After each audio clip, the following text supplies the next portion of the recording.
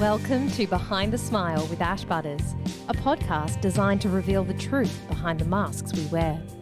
Together, we look to demystify the human mind and its behaviours in relation to mental health, trauma and addiction.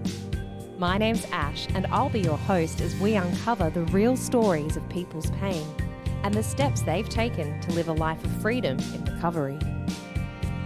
From sobriety to spirituality, join me each week as we uncover the reasons why people seek recovery and how their lives have changed by living one day at a time. Hello, everyone, and welcome back to another episode of Behind the Smile. Today's guest is boss lady entrepreneur and sober sister, Christina Galbato.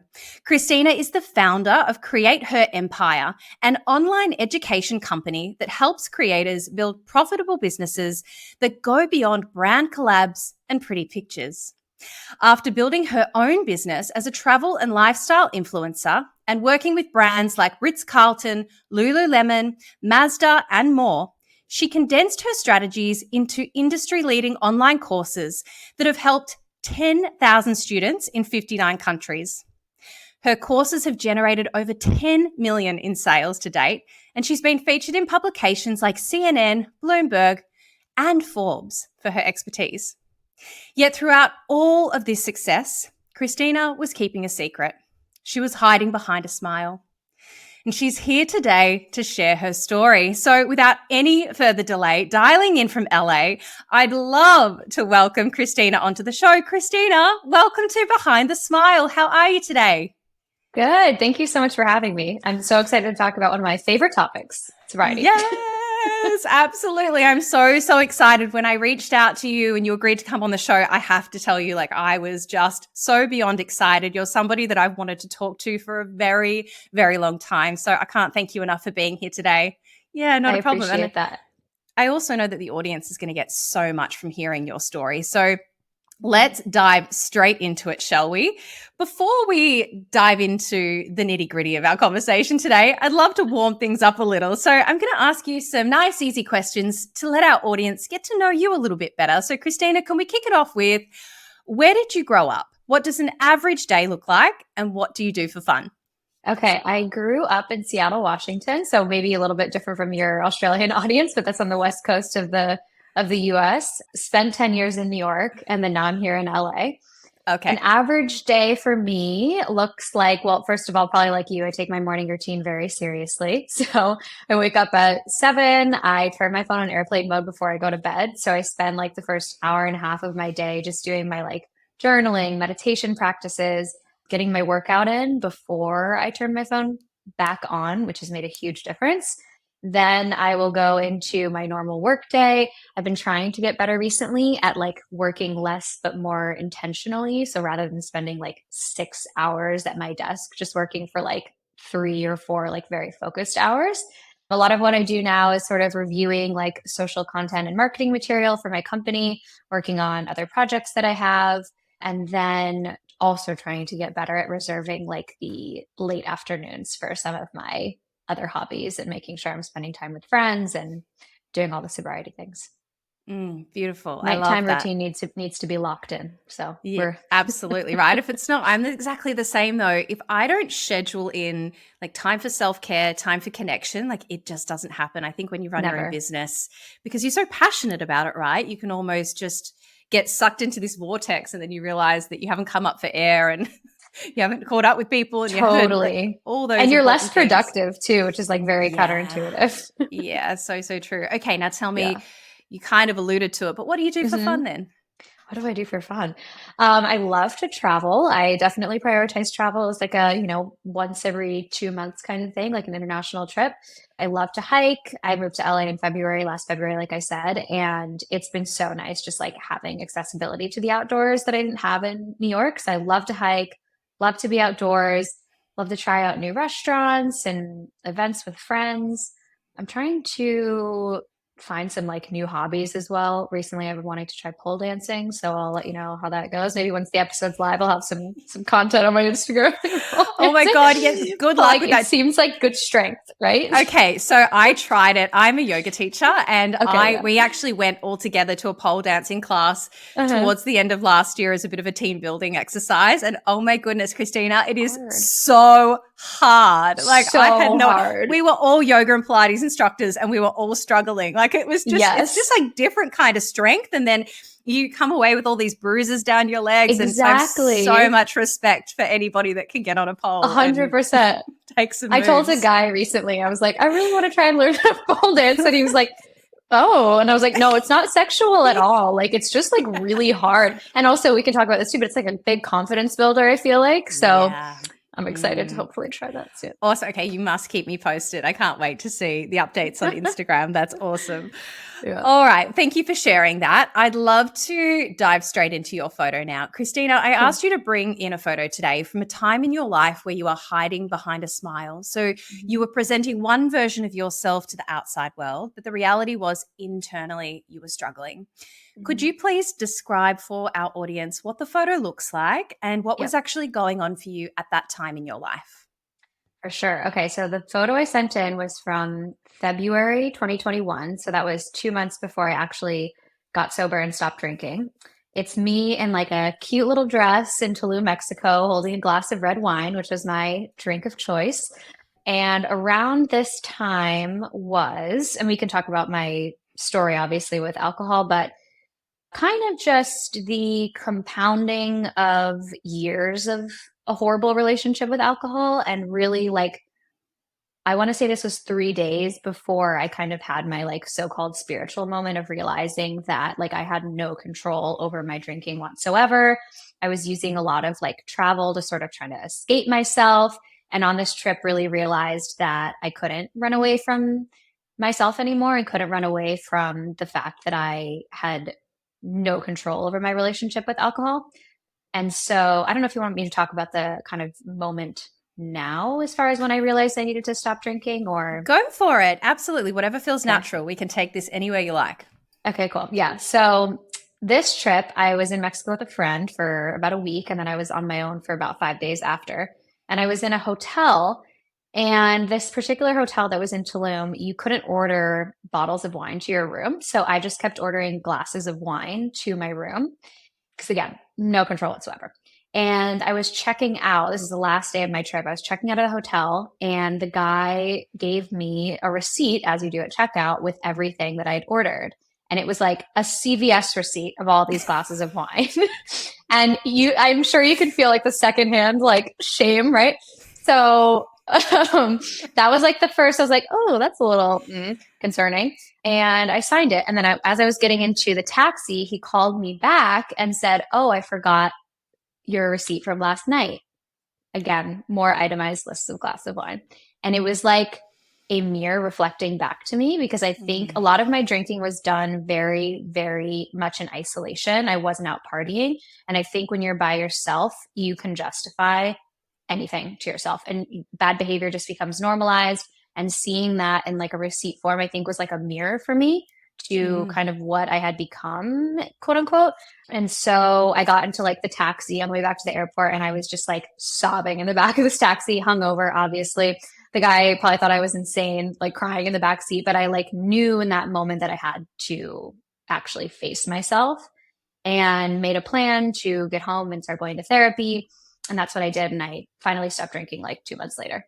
Wow. I will definitely get into, I want to understand like how do you put the pieces together to getting to this point of sobriety. But can you share a little bit more, Christina, around what kind of drinking you did alone? Because I too, like at the last 2 years of my drinking, I started off as a very social party girl, binge drinker, as I think a lot of us do.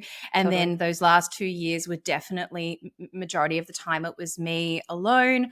Or, you know, my husband, now ex-husband, was in the apartment, but he was in a separate area. And so I was really just doing this on my own. And what I would tend to do is, because I found that I was really incapable of processing and feeling emotion until I had a drink. And then all of a sudden I would cry. I would pick up the phone. I would want to talk to someone for 45 minutes, like have these D&M conversations and things that I just seemingly couldn't seem to do when I was sober. And I remember I'd wake up every day the following morning checking my phone and looking at, oh my goodness, who did I call? Who did I text? That, like, they were the kind of behaviors that I had. What did it look like for you? Very, very, very similar. Minus I wasn't really calling anybody, but I had the same situation where I was living with my ex-boyfriend, and because of his like work schedule, he was typically asleep like when I was starting to drink at night. And so a lot of it I hid really, really well. It was like super isolated. It would be, 4 or 5 p.m. rolls around and I start drinking. The accessibility of like food and wine delivery now, I think is really, really harmful for people with substance use disorders because like it's thought, I want to drink, and then action like immediately. And it's like instant gratification. So I think that only contributed to it.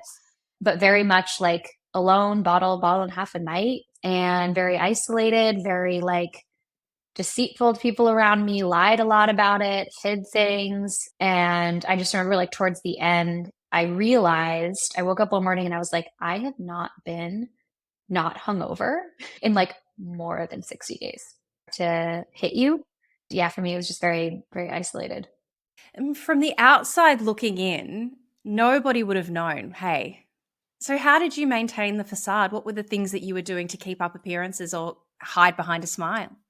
I think it's so easy with social media now, like you're presenting exactly what you want other people to see. You're using filters. You can come on and record something when you feel okay. You can, highlight just a certain aspect of your life. And not only that, but it's like the angle that you want someone to see that specific aspect at. So social media, it's pretty easy. And also I was really lying to myself a lot of it too. Like I thought, oh, I have control over this. Like this is just a normal part of who I am. There's nothing wrong with this, until it hit me that it wasn't normal. And also I think that I was in a pretty unique position with working for myself because not only could I control my schedule, like if I had a real like 9 to 5 job, for sure I would have been fired.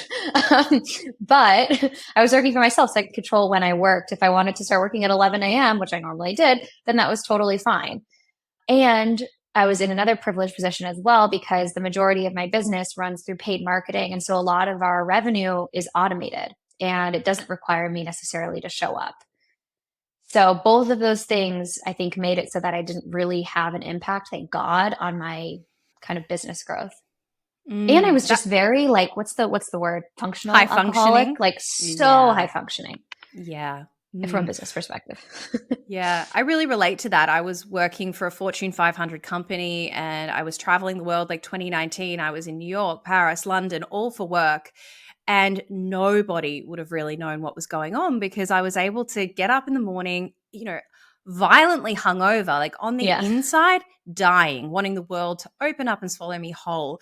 But, a few eye drops later, a couple of aspirin, I generally force myself to get to the gym and just sweat out whatever I'd done, whatever toxins I'd put into my system the night before. And then because I was able to show up, that was almost like, for me, a tick of the box saying, well, you can't possibly be an alcoholic. You can't possibly have a problem because look at all the stuff you're achieving. Right. Did you have that same sort of monologue? Totally. I'm like, well, I'm showing up, I'm still making money. So like, it's not really impacting me in any way. And it's funny because I look back now at how my life is just like everything I get done in a day, how many friends I hang out with. And I'm like, holy shit, like I really was suffering, even though I didn't realize it. And it's hilarious too, as you say, like the eye drops and stuff, because I remember at the time, like, oh, I have it together, like blah, blah. But I look back at pictures of myself and like of my face and like all of this, how swollen I was and how inflamed I was. And I just see like somebody that like clearly was in so much pain. Yeah. Oh my goodness. I can really relate to that. There's a photo of my intake when I went into rehab in February 2020 and it's just unrecognizable. But yeah. We seem to, for me anyway, I can only speak from my own experience, like removing alcohol was like the last thing I was willing to do. Like I was willing to try everything else. 100%. Yep. Right? I looked around at everything else. I'm like, surely it's not the bottle of wine I'm drinking every night. Couldn't possibly be that. No, exactly. Of course not. Christina, I really love to take it back now for a moment. I'd love to know a little bit more about little Christina, what it was like for you growing up as a child. And was there anything in particular that you think perhaps shaped the woman that you became or influenced your relationship with alcohol as you started to grow up? I would say, first of all, and the thing that I've discovered through recovery is that I don't have a ton of memories from my childhood. So every conclusion that I've kind of come to has been like piecing together different things. But what I will say is I grew up in with an amazing family, like very supportive family. Both parents were there for me. I never had to worry about anything financially or anything like that, which is an interesting process in recovery because you see so many people that have been through so much and you go through this thing of like, how dare I, end up like this or, not be like so picture perfect and grateful for everything I had. But I will say, I think that I have always just naturally been a very, very anxious and somebody that has never historically, until like literally the last 2 years, felt very comfortable in my skin. Somebody that I would say, in particular, with relationships with men, has always been just very like anxious. I've never had or had the ability really until recently to like regulate my nervous system. And so I think that like when I was in high school, and I've actually never talked about this, but that's fine. In high school, I struggled a bit with like self-harm as a way to like kind of ease that like anxiety feeling. And then when I found alcohol, I believe my sophomore or junior year, I was like, oh yeah, this is it. Like this is the thing where like my anxiety is soothed. I can quote unquote be myself. I can fit in. Like this must be how everybody else is feeling. So that I think would probably be my origin story. And I'm still trying to like piece it together, but I really think that like anxiety and an inability to like regulate myself emotionally were kind of like the biggest things. Yeah, look, thank you for sharing that. I know it's not easy. I also really relate to that. The self-harm piece was part of my story in my teenage years, and that's also around the time that I discovered alcohol. I know for me it was almost like I had this inner critic. I call it the itty bitty shitty committee, and that was so loud for a number of reasons. And alcohol was the only thing that I could find that would turn the volume down on that inner critic. And so I know for a lot of people who also experience anxiety, it's the same sort of thing. It's like a self-soothing thing. And that I think is a real difference for people who potentially develop unhealthy relationships with alcohol is the effect that it gives. Because you can speak to somebody who's a normal temperate drinker and they're like, oh yeah, I have a glass of wine. It's nice. I might feel a bit warm and fuzzy. You're like, oh, that's interesting. Because for me, I feel like, oh my God, like someone's given me like the elixir to life. Like I'm like, Totally. oh my God, okay. Yeah, you know what I mean? And so it's really interesting just to highlight that point for people because I think most people assume that everyone feels the way they do. And whereas there is quite a difference in the impact and the effect that it can have on us. So you discovered that alcohol had this almost like soothing, calming effect on you and helped you to regulate. Did you start drinking a lot from a young age, or was it something that as you started to grow up, like how did it play out for you and what were your friends doing at the time? Yeah. So I started drinking in high school pretty much from the beginning, if I'm looking back, like did not have a good relationship with alcohol. Like I've never had the off button that everybody else seems to have. In high school, got into like a number of life threatening situations, just always was blacking out, always drank more than my peers. But I don't think I like took it very seriously is what I'll say. And then when I went into college, I got into Greek life. So it's different in the US, but like I was in a sorority. And with Greek life, binge drinking, blacking out, doing ridiculous shit is just like encouraged, sort of. At least it was in my circle. So like, and all of my friends drank a lot and we kind of just like encouraged each other. None of them are sober now and they were able to keep it to just college.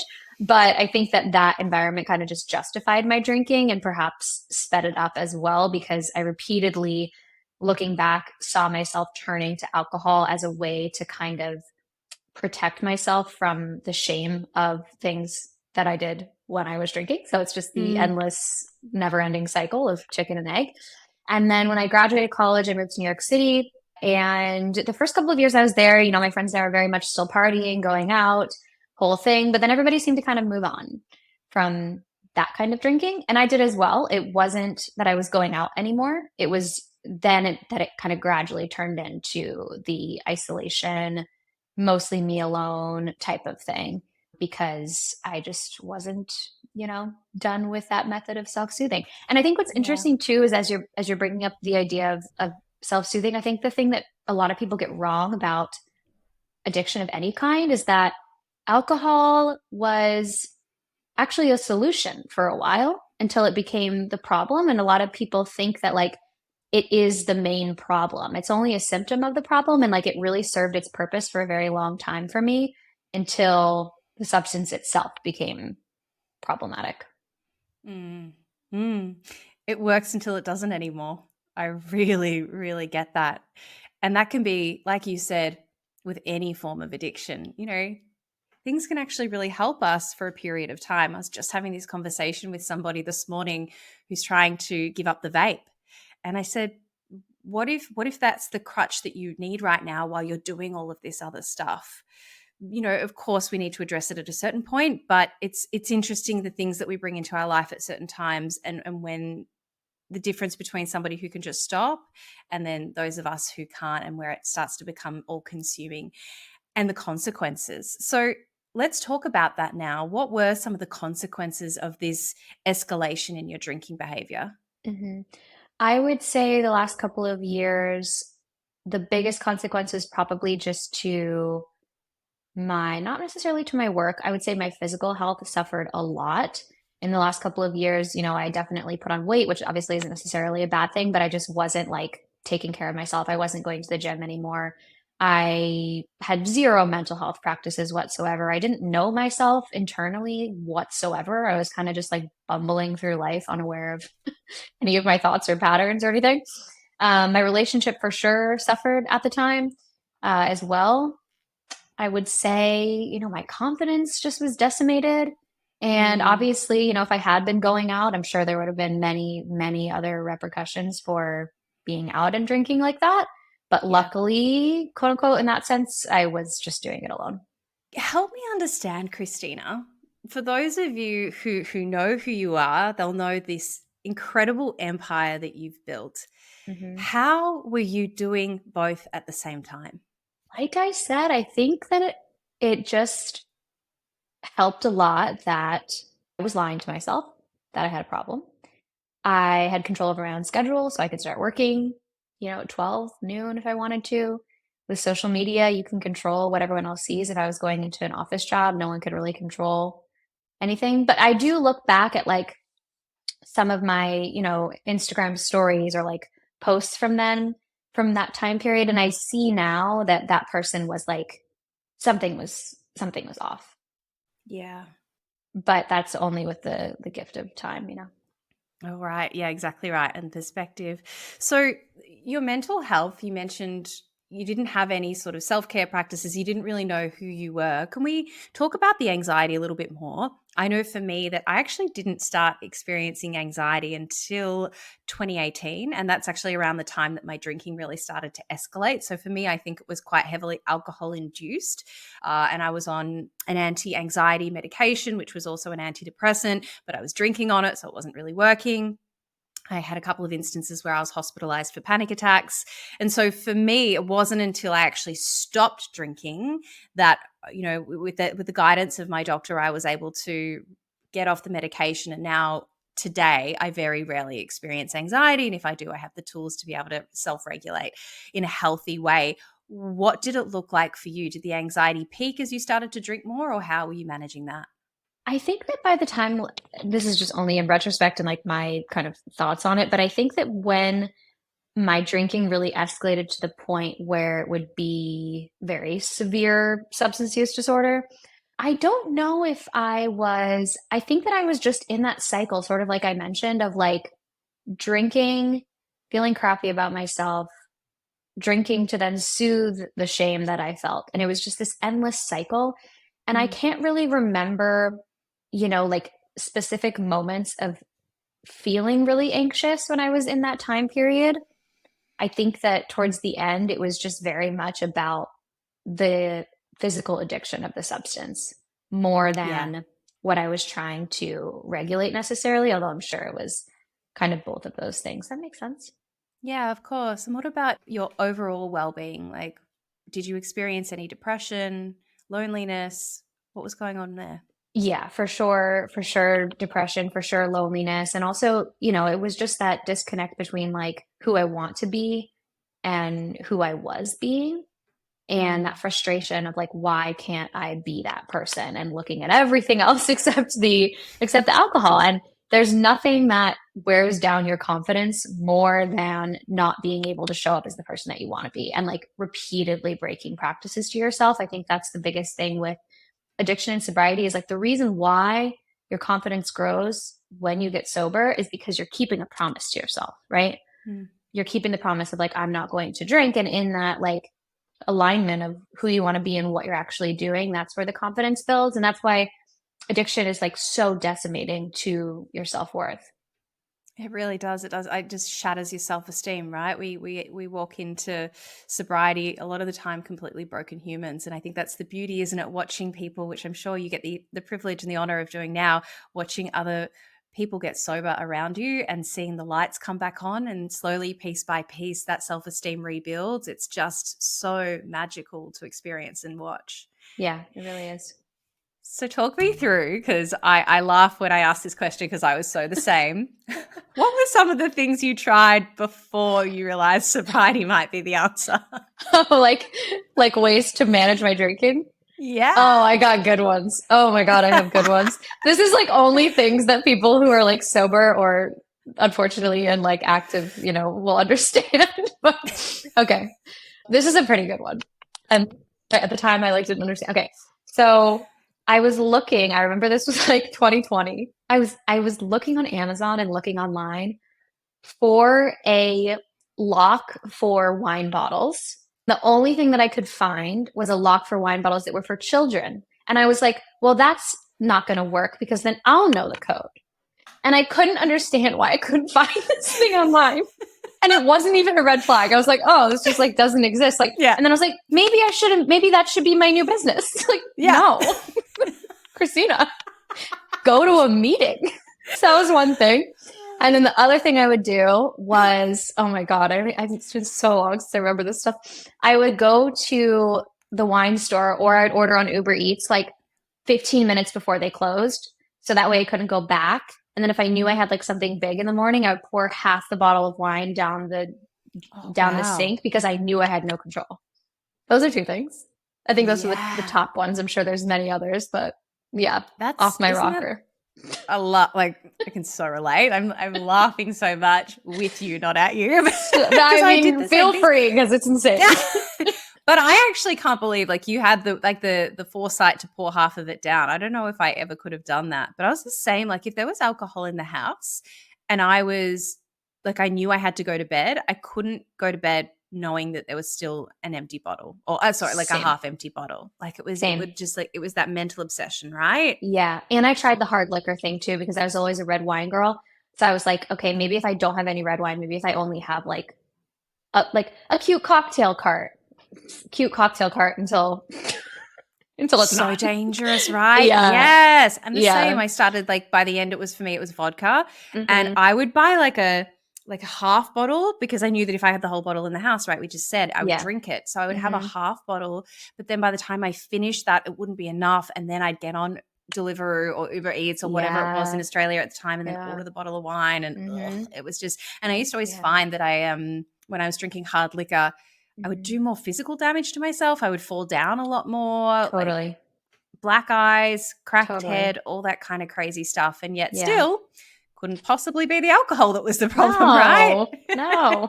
It was the It's food that I didn't eat. relationship or that. Yeah, exactly Yeah. right. So I didn't eat enough. Totally. Yeah, Every exactly. single night. Every Oh single my day. goodness. Yeah, Okay. So 100%. Christina, your sobriety date is the 12th of April, 2021, but you mentioned that it was a couple of months prior when you were in Tulum that you had, your spiritual experience or your moment of realization. Can you guide me through what the 2 months looked like between that moment and then actually getting sober on April 2021? Yeah. I started therapy like pretty much immediately when I got back from Mexico. And I think I needed that sort of like warm up to it. I will say, though, that obviously in the last 2 months, I didn't cut back. I drank like way more because I was like, well, the end is coming. So I got to get it all in. So Yeah. those 2 months were like therapy, drinking more at the same time. And then in April, I was at home with my family. And I have like my heart breaks thinking back to that time with my mom. I remember just sitting down with her and I was like, what is the path forward? Because my parents knew for years that I had a problem. And so we were trying to figure out like, does rehab make sense? Should we just do therapy? And I decided not to do rehab because of work and needing to show up online, which is, it worked out, but that's sad. So got into weekly therapy. I actually didn't go to meetings when I first got sober. It was purely therapy, reading a lot. There was like an app called Reframe that really helped me. I was doing like daily check-ins with the therapist on there.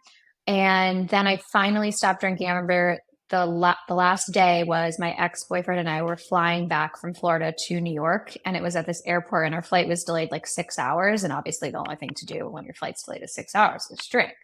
So, Absolutely. duh. Mm-hmm. And then I woke up the next morning and I stopped drinking.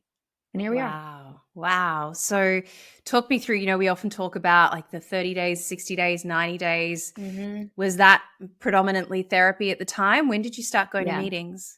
I only started going to meetings recently, and that's another thing we can talk about. But the first 30, 60, 90 was very much a lot of therapy. Reading about addiction helped me a lot. Like reading about the neuroscience of addiction, I think was like just so helpful for me because it made me feel less crazy and it made me understand like the science behind cravings and the reason why I felt like shit and how my dopamine was going to like balance out and just like the hedonic set point. Like I learned about all of these things that were so helpful for me for getting through that time period.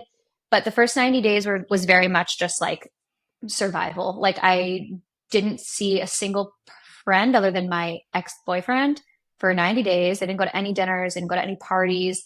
I took baths every night to try to calm my nervous system. Like it was really just like survival. And I think that looking back, I'm not sure why I didn't go to AA. I think that there was probably some resistance there, probably fear, probably lack of acceptance that probably didn't come until around 6 months. And what was the fear coming up for you? I think that it was, I'm not like the other people in AA. I don't think I quite understood the broadness of people who go to AA at the time. I had like that's the thing. I had a picture of somebody who goes to AA. And that was the biggest thing that I think one of the biggest things that held me back from sobriety and admitting that I was an alcoholic was because I wasn't like these other people. And alcoholics don't look like me. And when I was looking for information on YouTube, it would be like an old 60-year-old man talking about, when he got sober in like 1970. And I just didn't see anybody that looked like me. And I'm kind of going in like a circle here, but I think that was one of like the biggest things that inspired me to actually share my story online was because when I was looking for information, there really wasn't very much that I could find. So that was probably one of the biggest reasons. And then also just not being ready to admit to myself yet what I didn't have control over. Yeah, because it is quite daunting going in there and looking at the steps on the wall. And, even just standing up and identifying in a room full of strangers can be incredibly overwhelming. It's still overwhelming. I just only recently started going to meetings. And I don't want to jump ahead too far into the conversation, but I think there is like something to be said about the maintenance of sobriety over time, because I'll be 3 years sober in April, but this past year, especially the last 6 months, was so challenging for me because I just wasn't putting sobriety first. And I think a lot of people think like, oh, as soon as you stop drinking, like everything else will be fine. But there's so much maintenance. And that's why I'm actually going to meetings now. Absolutely. Oh, I completely agree with you. So I'm coming up to 4. We're really close. I'm coming up to 4 in February. And my recovery journey has certainly not been linear. I think the obsession around alcohol and the cravings and the desire to want to drink, that was all removed around the 6-month mark. Yep. Same. At about a year, I had an emotional bottom. went through a really difficult time, and there was one day in this whole time that I thought I was going to pick up a drink, and thank goodness, I had enough of the tools to put into place to not do that. But then again, at 2 years sober, I had another emotional bottom where like I was doing some crazy stuff to try and self-soothe. Basically anything but pick up a drink. Yep. And like Yeah. I can thankfully say that the last 12 months have been really beautiful and really amazing. So it for anyone listening along, like it's certainly not linear. We don't go from point A to point B in a straight line. And like you said, to your point, that daily maintenance is so, so important. We'll get there in just a moment. But I'd love to know, what were some of the things that you started to experience within yourself that made you want to stay at this? Because it's not the easy path. Sobriety is not an easy journey, but the payoff is so, so worth it. So what were some of the things for you, Christina, that made you want to stay sober? And do you mean in the last 6 months or just sort of generally? From the day one that you started, okay. like what were some of those things that you started to notice? I mean, everything got better. Just like literally everything got better. I was able to like go to the gym and eat healthy, and I started seeing positive changes in my body. My skin got better. My hair got better. I had so much time in the day. Like, I just remember one day being like, is this the amount of time that everyone else has been having? Like being able to wake up at like 7 and I'm like, I ran like 5 errands today. I went to the gym. I got so much done. There were 2 years of my life where all I was doing was just like working and drinking, like just miserable existence. So a lot of time back into my day, which then I could pour into making friends, taking care of my physical health. And then obviously just the mental health aspect of things as well, like building back my confidence and starting to do a ton of work in therapy on like where all of this started, how to regulate myself emotionally, how to like get to know my patterns and choose to do differently. Like all that stuff is really, really difficult at first, and it's still difficult, but like the payoff is just enormous. Exited my relationship that I was in, which obviously at the time didn't feel wonderful, but was like the best thing in the long term. And everything's better. How did you navigate that sober? Because I went through a divorce at a year sober, and oh my goodness, feeling the feelings and not having anything to blunt the edges. Whew. Feelings are a lot. They're a lot, right? They're a lot. Yeah. So I think that actually with my drinking in the last like 6 months in my relationship, I want to say, I think I was ignoring looking at how our relationship was not working by numbing with alcohol and using that as like a crutch to sort of avoid the reality of the situation. And my ex is an amazing person, like nothing but good wishes for him, but just it wasn't a match long term. And both of us kind of knew that. And I just remember like going through the breakup and being in therapy. She was just like, you got to feel everything. And I'm like, oh my God, healthy coping mechanisms. So I cried a lot. I let myself feel, let myself process. I relied a lot on friends. I journaled like every day.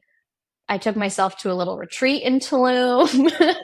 That helped a lot of meditation and all that stuff. And spent a lot of time like alone as well, like pouring love back into myself and focusing on myself again and seeing that like this is just like a part of a stepping stone to where I need to go, and what are the things that I can learn from it and trust in, the universe's plan. That's beautiful. So you said the last 6 months in particular, there's been a lot of learning and a lot of growth. And you also made the decision to move to LA, as you mentioned at the top of the show. That's happened within the last year, right? So did the move influence the growth, and how has that all been as an experience and a process? Yeah, so I moved to LA about a year ago after being in New York for a while. And I think that decision was more of sort of a lifestyle decision. Like the quality of life in LA is just so much better than New York. I feel like New York kind of only contributes to my very like hustle, work all the time mentality. And it doesn't necessarily have like the balance that I'm looking for at this point in my life. Whereas LA is much more focused on wellness. Most people around me in Venice, at least, don't drink. The focus is on like hiking early on a Sunday morning. And there's just so much more focus on being active and health and stuff. The last 6 months that were really difficult, I don't think had anything to do necessarily with the move. It was more the fact that My therapist told me really early on in sobriety that if I don't make sobriety my priority, I will go back to drinking or I'll go back to old habits. And I think that for the first 2 years of sobriety, I had this mentality of, I got this. Like, I'm just going to therapy. I'm not going to AA. I don't think about drinking. I never, after the first 6 months, like you said, I've never really had a craving. But the thing with like recovery practices and mental health practices is it's not necessarily like a deterrent to not drink. It's just maintaining like emotional sobriety, like making good life decisions and focusing on your emotional health. And I got this ego mentality just really screwed me over. And I felt myself for a bit making old decisions, like specifically with like unhealthy relationships, like with men, mainly that, a few other things as well, but just felt myself like reverting back to old stuff. And then it hit me in like December, really, when we had this interview scheduled. I was like, oh my God, something is not right. Like, what am I doing? And so I had to really like connect back to like the foundation of like, if sobriety and if recovery and if my mental health is not the foundation, the number one priority, everything else is going to fall apart. And that's what happened. Yeah, I mean, it makes perfect sense to me. I have gone through really similar experiences along the journey where, because the beautiful thing about sobriety is you get this big, beautiful life given back to you or given to you for perhaps the first time. And then what can be really insidious about the nature of addiction is that all of a sudden you think, well, I'm good now because I've got all the things and, I've got the partner and I've got the house or I've got the job or whatever it was, the things that your heart desired. And then all of a sudden you've got it, that you start to put that first. And then sure enough, over time, you spoke about it beautifully, your emotional sobriety starts to waver a little bit. And then you move further and further away from your recovery. And then all of a sudden you fall back into the person that was living a life who needed to drink to cope with life. And that's what we're trying to avoid, right? We want to stay on this path of spiritual fitness. So can we get a little more specific for somebody who's maybe not sober, but is like, what are they talking about needing to put it first? What does it actually look like? Yeah. So for me, like, and this is an AA thing that I haven't necessarily gotten into, but I know this is something I just do personally, is just really taking constant inventory of my thoughts and my behaviors. And I did that pretty consistently in the first like year and a half of sobriety, of every morning, like, first of all, doing my meditation and just like connect inward, turn my focus inward, but then also, writing out my intentions for the day. And at the end of the day, looking back and being like, how did I live in alignment with my highest self? And what were the ways that I didn't? And taking inventory of like the way that my thoughts and patterns are holding me back. So that's one thing, is like the journaling.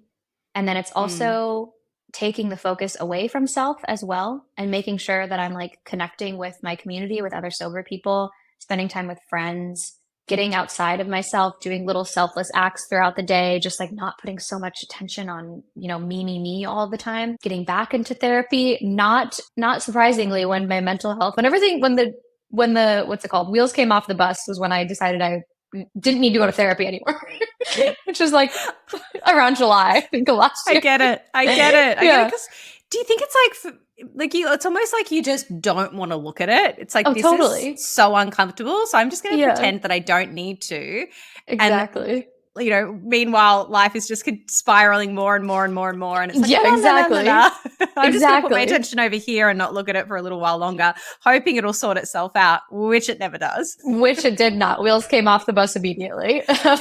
So getting back into therapy, and also realizing that like I am at a point now where working the steps and being in an actual 12-step program will be very helpful for me. And actually just like prioritizing that. I think that's been the biggest reason I haven't gone to meetings as much as I should have, is that my life is so busy. I'm working a lot. I have friends. I'm trying to like date and, find a partner. And I'm like, when could I possibly have time for meetings? Right. But it's reframing it. It's realizing that's the priority, because if that's not locked in, then all of that other stuff falls apart. Yeah. So you just touched on it. I'd love to ask you a little bit more. What's it been like dating in sobriety? You know what I've learned from dating in sobriety? Tell me. It's only been positive, to be honest with you. So I've learned that other people do not care as much about drinking as I do, and that I've not met a single guy that has been like, oh, that's going to be a problem, or like, oh, it's weird you don't drink. Like, I would say 99% of the guys I've ever been out with or dated have been like, this is actually very refreshing to not have to Wow. drink. And so that's been one thing. I don't know, maybe it's different in like Australia versus LA, where LA is not quite so like focused on drinking as my general impression of Australia.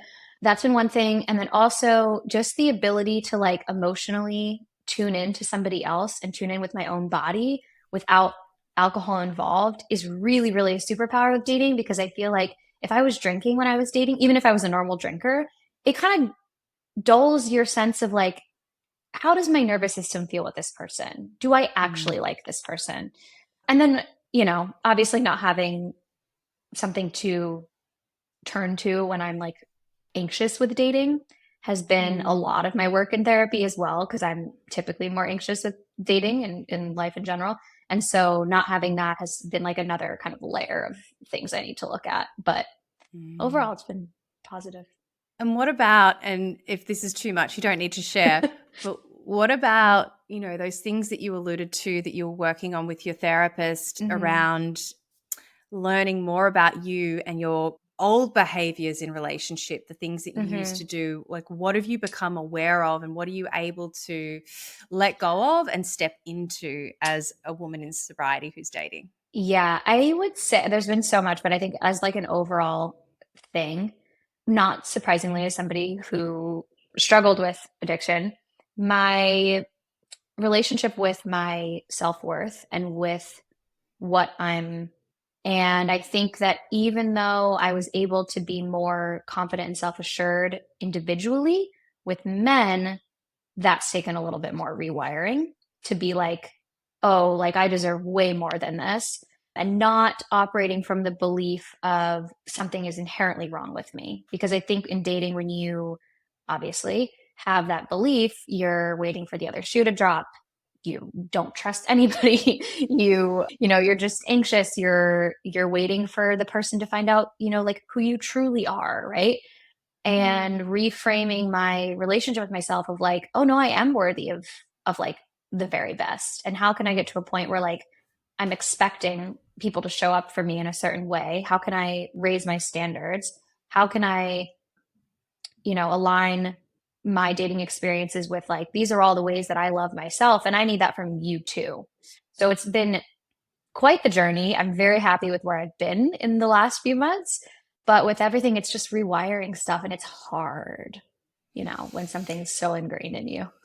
It's so hard, isn't it? I can really relate to this. So as I mentioned, I went through a marriage separation when I was a year sober, and then a year after that, I met and fell in love with my partner who I'm with today, and he's another sober human. It was really interesting in the beginning, Christina, because the way he showed up was not what I was used to, and it's not what I thought I even really wanted. Like, I think I was attracted and drawn to some pretty unhealthy characteristics. And that's because I'd done that over and over and over again, that's actually what felt safe, even though it wasn't safe. And so it really took actually some incredible guidance from my sponsor and my therapist to help me, like we learn in the program, take contrary action and do the opposite. And actually, well, hang on a minute. Maybe this isn't feeling normal, but maybe, this isn't about what you want. It's about what you need, and learning just to allow myself to sit and not run, but like I was somebody who would cut and run because of the fear of being hurt, and just actually like trusting and applying these principles in all our affairs, literally, even when you don't want to. It was like I was sharing about this recently on a solo episode. I'm so, so grateful that I had that guidance and that I was able to do that, because, it's the healthiest, most loving relationship I've ever been in. But it certainly didn't feel normal or natural to begin with, because I had to let go of all those maladaptive coping strategies that I had brought in from old relationships. So yeah, because a lot of that is journey. like is safe, like all that kind of toxic stuff, even though it's very much not safe, feels the most safe because it's what I've, maybe both of us have been repeatedly exposed to. And so it's like when you have somebody, and I met somebody recently actually who just shows up like above and beyond. And I remember talking to my therapist about this. I'm like, why am I like, I'm confused why he's showing up this way. Yeah. And it's you only almost because don't trust it. No, not at all. I'm like looking for something.